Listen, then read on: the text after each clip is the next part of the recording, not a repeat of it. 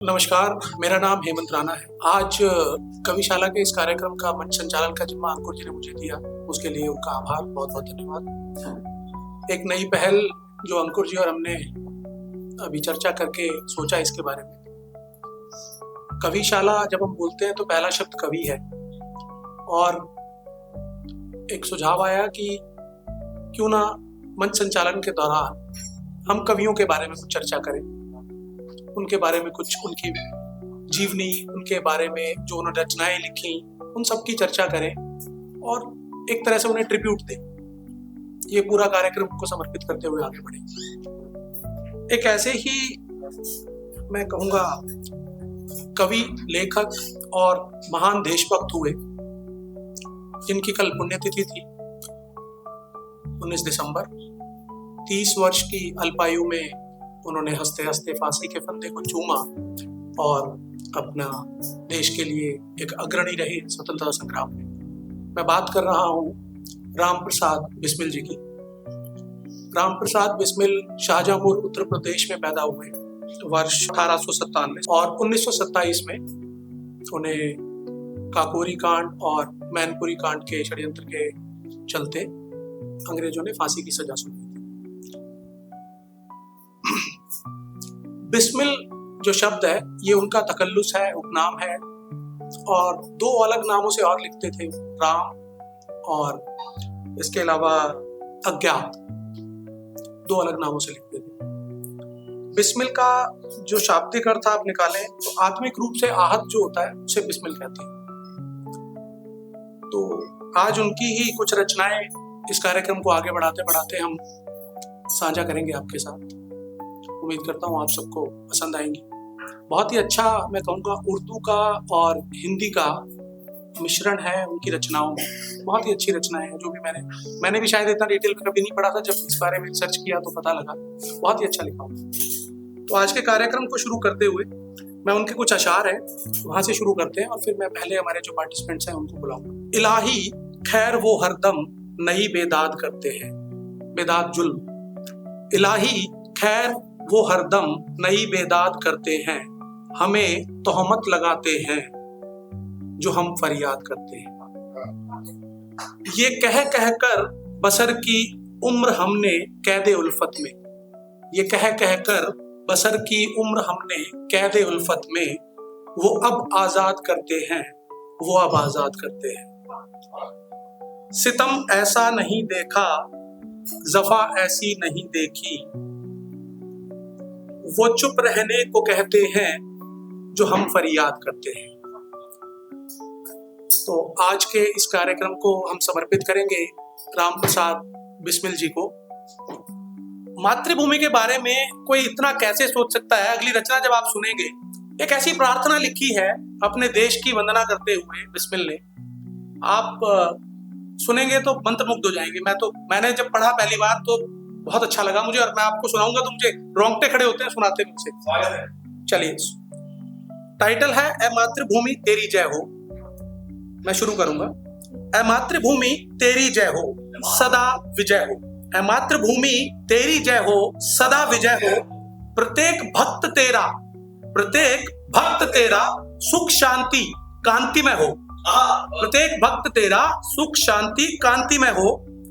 अज्ञान की निशा में, दुख से भरी दिशा में, संसार के हृदय में तेरी प्रभा उदय हो। तेरा प्रकोप सारे जग का महाप्रलय हो।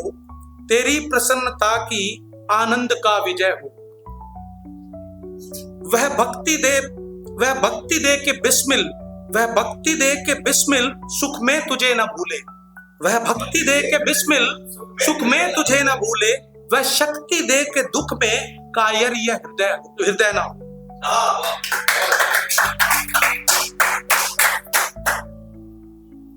एक किस्सा है राम प्रसाद बिस्मिल का। आप सबने गीत सुना होगा जो बहुत पॉपुलर है, रंग दे बसंती चोला।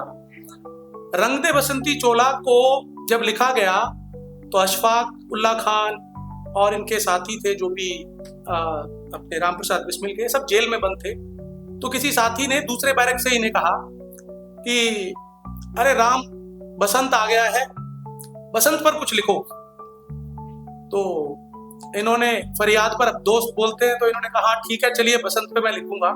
तो इन्होंने पहला जो इसकी पहली लाइन लिखी, रंग दे बसंती चोला, अपनी माँ को संबोधित करते हुए लिखी थी कि माँ मेरा रंग दे बसंती चोला। और फिर इनके साथियों ने इनके साथ मिलकर इस पूरी रचना को अंजाम तक लेके गए। मैं सुनाऊंगा आपको इसका जो ओरिजिनल वर्जन है, जो राम प्रसाद बिस्मिल का लिखा हुआ है। मैं आगे इस पे चर्चा करूंगा, बट मैं ये एक ऐसा हो कि हम सब साथ मिलके गा पाए तो शायद हमारा प्रयास डेफिनेटली विल डू इट, साथ में आएंगे। तो बहुत ही सुंदर रचना है, और कैसे शुरू हुई और आज उसका स्वरूप कैसे बदला। शहीद फिल्म थी 1965 में जो पहली आई थी मनोज कुमार की, और ये भगत सिंह की बहुत ही फेवरेट बताते हैं कि रचना थी, जो कविता थी भगत सिंह के नाम से काफी पॉपुलर हुई। उसके बाद एक माहौल को देखते हुए मुझे एक गजल याद आई, मैं थोड़ा सा हट के चलूंगा फिर वापस आऊंगा। दो लाइनों से, सिर्फ दो लाइनें सुनाऊंगा आपको। जो बाहर का माहौल दिख रहा है, बाहर होते तो शायद ज्यादा अच्छी आपको और लगती है। हाँ, तुम्हारे शहर का मौसम, तुम्हारे शहर का मौसम बड़ा सुहाना लगे, तुम्हारे शहर का मौसम बड़ा सुहाना लगे, मैं एक शाम चुरा लूं अगर बुरा ना लगे।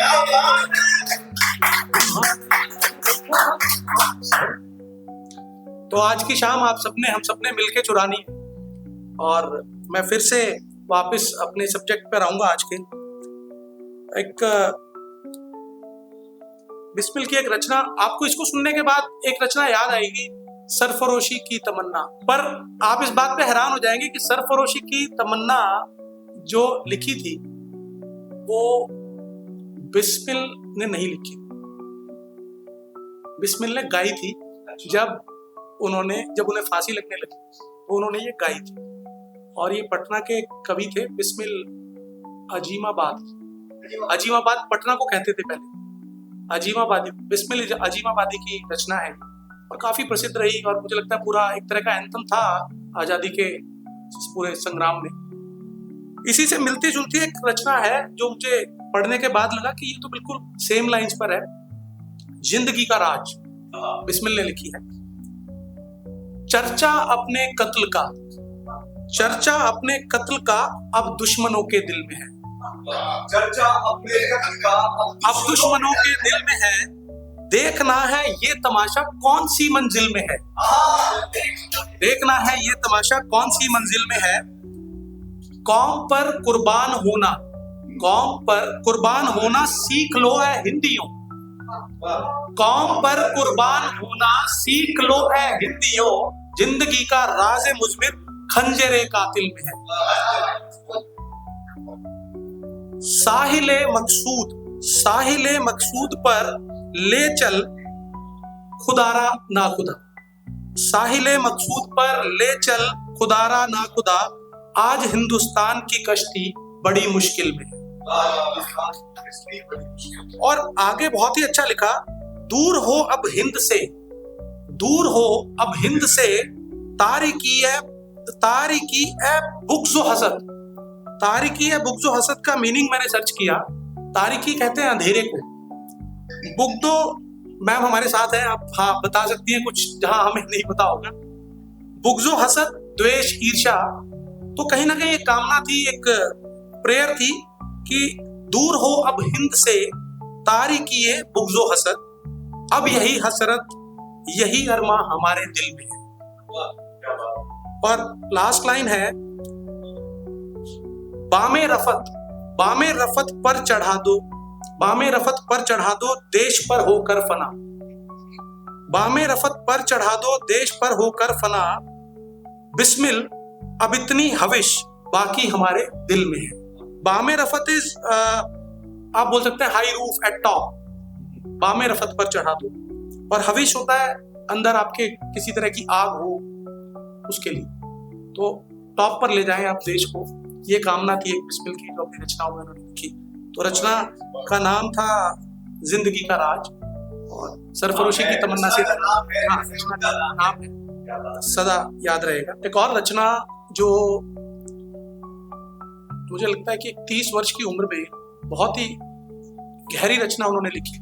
उस समय की मुझे लगता है उस समय पर जो हालात रहे होंगे, स्थितियां रही होंगी, परिस्थितियां रही होंगी, उनके हिसाब से अगर देखें तो गरीबी उस समय बहुत थी, चरम पर थी। मुझे लगता है देश में कहीं ना कहीं अंग्रेजों ने सब कुछ लूट लिया था हमसे, और उस समय मुझे लगता है हालात बहुत खराब रहे होंगे। हम लोग तो सिर्फ इमेजिन कर सकते हैं। तो एक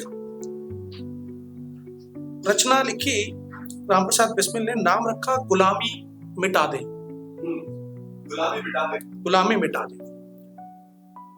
उन्होंने लिखा, दुनिया में गुलामी का मैं नाम मिटा दूंगा, दुनिया में गुलामी का मैं नाम मिटा दूंगा, एक बार जमाने को आजाद बना दूंगा।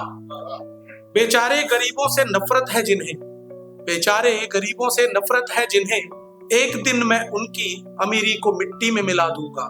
यह फजले इलाही ईश्वर की कृपा, यह फजले इलाही में आया है जमाना, दुनिया की दगाबाजी दुनिया से उठा दूंगा। ऐ प्यारे गरीबों घबराओ नहीं दिल में, ऐ प्यारे गरीबों घबराओ नहीं दिल में, हक तुमको तुम्हारे मैं 2 दिन में दिला दूंगा। बंदे हैं खुदा के सब, ये मेरी फेवरेट लाइन है इसमें से, बंदे हैं खुदा के सब हम सब ही बराबर हैं, बंदे हैं खुदा के सब हम सब ही बराबर हैं, जर और मुफलिसी का झगड़ा ही मिटा दूंगा। जर हो गया धन संपत्ति और मुफलिसी गरीबी, तो जर और मुफलिसी का झगड़ा ही मिटा दूंगा।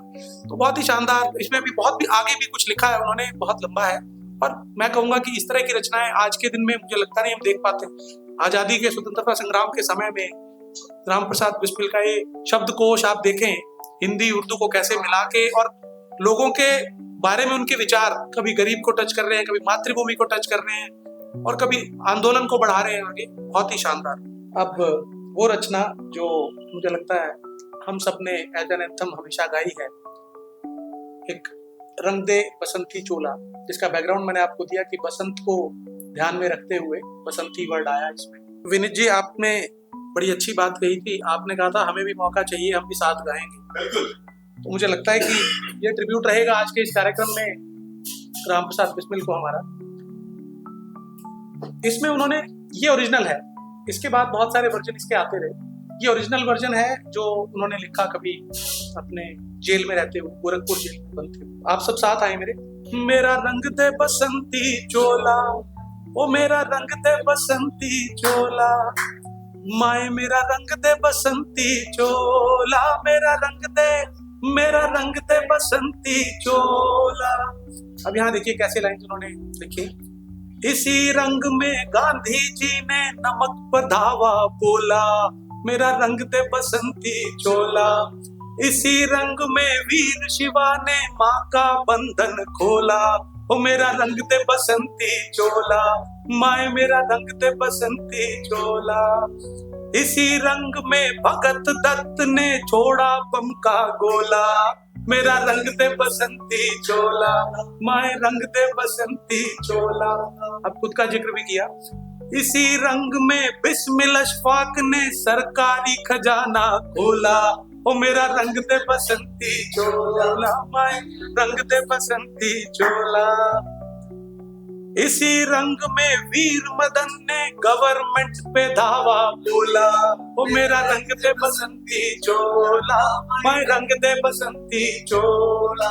तो कैसे इसको एंथम बनाया गया आजादी की लड़ाई का, तो बहुत ही, मतलब आप देखें एक एक चीज को, एक एक शब्द को पकड़ के, उस समय के वाकयात को पकड़ के बहुत ही अच्छा लिखा। रंग दे बसंती चोला आज भी हम सबके दिलों में जिंदा है, जब भी मौका मिलता है हम गाते हैं। ये रामप्रसाद बिस्मिल की जो रचना जो उनके नाम से जानी जाती है, एक्चुअली में उनकी नहीं, उसका जिक्र करूंगा। और बहुत ही मैं कहूँगा गर्मजोशी डालने वाली, आपको एकदम से जोश आएगा इसको सुनने से। सरफरोशी की तमन्ना, जो एक्चुअल में बिस्मिल अजीमाबादी की लिखी हुई, अजीमाबाद पटना को कहा करते थे, उनकी लिखी हुई रचना है वो शायद। इसे बिस्मिल ने बहुत गाया जेल में रहते हुए, सरफरोशी की तमन्ना अब हमारे दिल में है, देखना है जोर कितना बाजू का। अब देखिए आगे उन्होंने यहाँ पर उस टाइम का जो माहौल था उसको देखते हुए क्या लिखा, करता नहीं क्यों दूसरा, करता नहीं क्यों दूसरा कुछ बातचीत, करता नहीं क्यों दूसरा कुछ बातचीत, देखता हूं मैं जिसे वो चुप तेरी महफिल में है, देखता हूं मैं जिसे वो चुप तेरी महफिल में है। ऐ शहीदे मुल्क को मिल्लत मैं तेरे ऊपर निसार, ऐ शहीदे मुल्क को मिल्लत मैं तेरे ऊपर निसार, अब तेरी हिम्मत का चर्चा गैर की महफिल में, अब तेरी हिम्मत का चर्चा गैर की महफिल में, सरफरोशी की तमन्ना अब हमारे दिल में है। वक्त आने दे बता देंगे तुझे ऐ आसमां, वक्त आने दे बता देंगे तुझे ऐ आसमां, हम अभी से क्या बताएं क्या हमारे दिल में, हम अभी से क्या बताएं क्या हमारे दिल में। खींच कर लाई है सबको कत्ल होने की उम्मीद, खींच कर लाई है सभी को कत्ल होने की उम्मीद, आशिकों का आज जमघट, आशिकों का आज जमघट कूचे कातिल में है, सरफरोशी की तमन्ना अब हमारे दिल में। तो ये जो लिखा मैंने, मैं इस तरह का कभी लिखता नहीं हूँ, मैं थोड़ा सा अलग जोन में था, मैंने लिखा इसको और बहुत ही एक थॉट आया और उसको लिखता गया और आपके सामने है। टाइटल है गम हमारी महफिल में। तो नोडल साहब हमारी महफिल में तो जमती है, जब भी जमती है स्वागत है। तो गम हमारी महफिल में। गम हमारी महफिल कल शाम कुछ गम आए हमारे पास, कल शाम कुछ गम आए हमारे पास, दिख रहे थे वे बहुत उदास, कल शाम कुछ गम आए हमारे पास, दिख रहे थे वे बहुत उदास, हमने भी उन पर तरस खा लिया, हमने भी उन पे तरस खा लिया, महफिल में अपने पास बिठा लिया, पूछा कहां से आए हो, पूछा कहां से आए हो, इतना क्यों मुरझाए हो, आह भरकर एक गम बोला, आह भरकर एक गम बोला, अब क्या बताएं भैया हमारी तो डूब गई है नैया,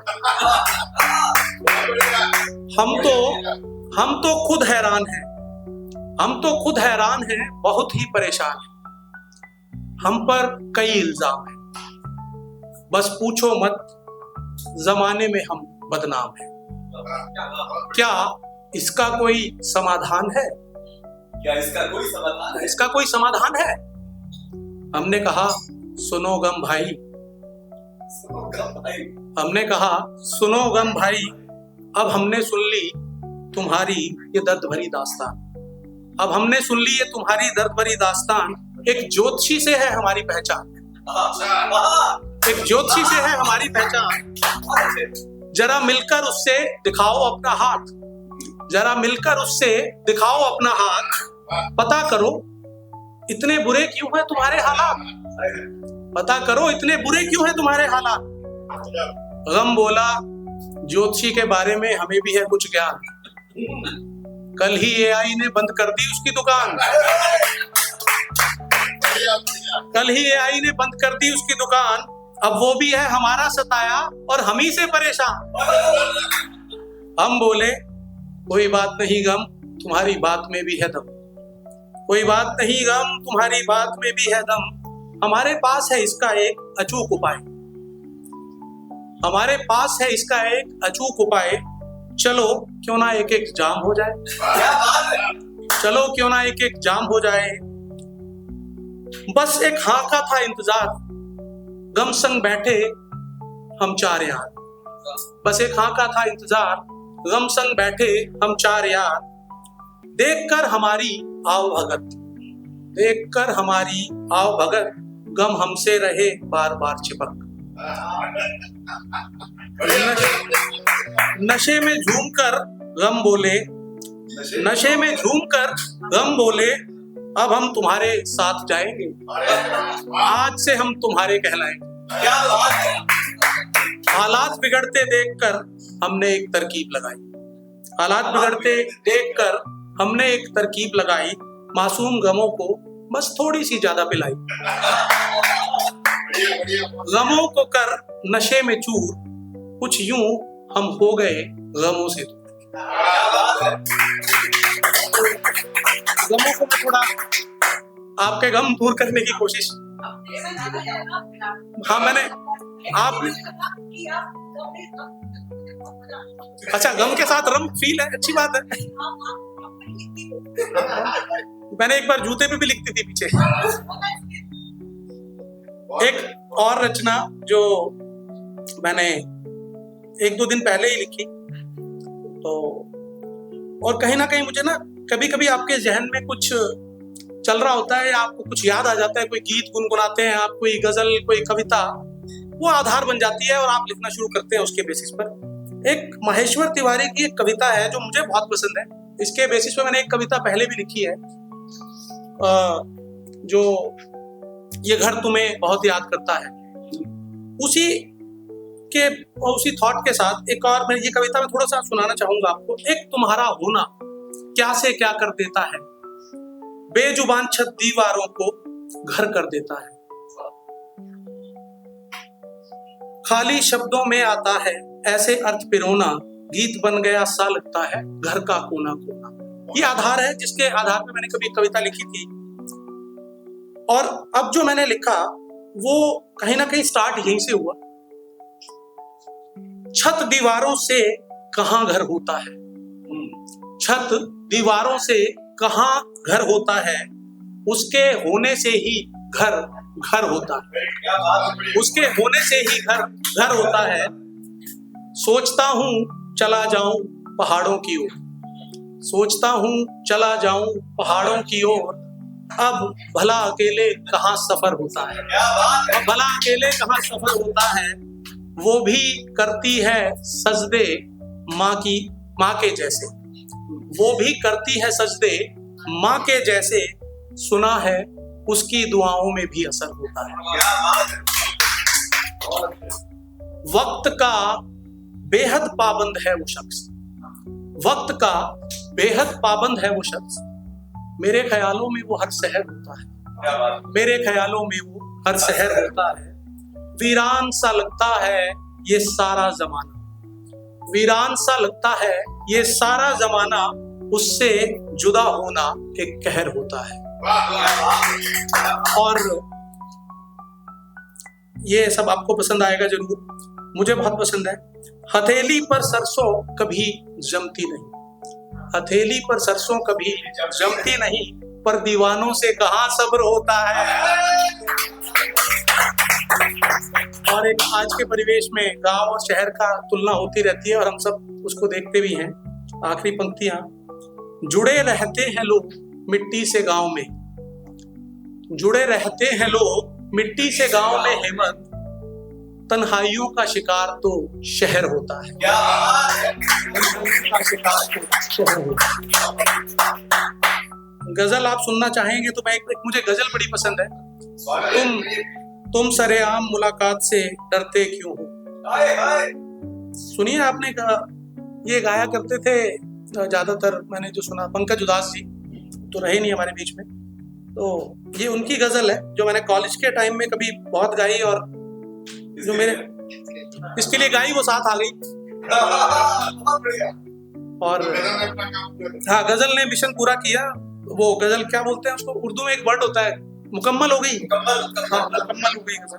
तुम सरेआम मुलाकात से डरते क्यों हो, तुम सरेआम मुलाकात से डरते क्यों हो, इश्क करते हो तो हालात से डरते क्यों हो, तुम सरेआम मुलाकात से डरते क्यों हो। ये बताओ तो जरा मेरा ख्याल आते ही, ये बताओ तो जरा मेरा ख्याल आते ही दिन से घबराते हो, तुम रात से डरते क्यों हो? दिन से घबराते हो, तुम रात से डरते क्यों हो? तुम सरेआम मुलाकात से डरते क्यों? तुम तो कहते हो तुम्हें मुझसे मोहब्बत ही नहीं, तुम तो कहते हो तुम्हें मुझसे मोहब्बत ही नहीं, फिर जुदाई के ख्यालात से डरते क्यों हो? फिर जुदाई के ख्यालात से डरते क्यों हो? तुम सरेआम मुलाकात से डरते क्यों हो? क्या क्यों? आज के इस पूरे कार्यक्रम में आप सब लोगों ने बहुत ही प्यार से सुना, बहुत ही अच्छी रचनाएं प्रस्तुत करी। मैं तो कहूँगा उसके लिए बहुत बहुत धन्यवाद। बहुत ही अच्छा माहौल रहा और मुझे पेशेंटली सुनने के लिए, सराहने के लिए बहुत बहुत धन्यवाद। मैं जब क्लास 8 में था, मुझे जो अब तक याद है फेंट मेमोरीज में से अपनी, क्लास 8 में मैं गज़लें सुना करता था। और मुझे आदत कहाँ से लगी, मेरे father he is very fond of ghazals, तो वो गाते भी हैं। वो मुझे तब पता चला जब उनकी रिटायरमेंट पार्टी थी, तो हमारे एक मित्र गा रहे थे, उन्होंने उनको रोका, अरे तुम रुको, मैं सुनाऊंगा तुम। उन्होंने सुनाई। तो ये गज़ल वो बहुत सुनते थे, जो मुझे राज इलाहाबादी की गज़ल है, लज्जते गम बढ़ा दीजिए, और अनूप जलोटा ने स्वर दिया है इसको। जो जितनी भी सुनी है वो अनूप जलोटा के स्वर में सुनी है। लज्जते गम बढ़ा दीजिए, लज्जते गम बढ़ा दीजिए, आप फिर मुस्कुरा दीजिए, आप फिर मुस्कुरा दीजिए, लज्जते गम बढ़ा दीजिए। चांद कब तक गहन में रहे, चांद कब तक गहन में रहे, चांद कब तक गहन में रहे, अब तो जुल्फें हटा दीजिए, लज्जतें बढ़ा दीजिए, कीमते दिल बता दीजिए, कीमते दिल बता दीजिए, कीमते दिल बता दीजिए, हाथ लेकर उड़ा दीजिए, हाथ लेकर उड़ा दीजिए। मेरा दामन बहुत साफ है, मेरा दामन बहुत साफ है, मेरा दामन बहुत साफ है, कोई तोहमत लगा दीजिए, कोई तोहमत लगा दीजिए। एक इस गजल का आखिरी शेर है जो आप साथ लेके जाएंगे, मैं गारंटी दे सकता हूँ इस बात। एक समंदर ने आवाज दी, एक समंदर ने आवाज दी, एक समंदर ने आवाज दी, मुझको पानी पिला दीजिए, मुझको पानी पिला दीजिए, आप फिर मुस्कुरा दीजिए, लज्जतें बढ़ा। बहुत बढ़िया। Thank you.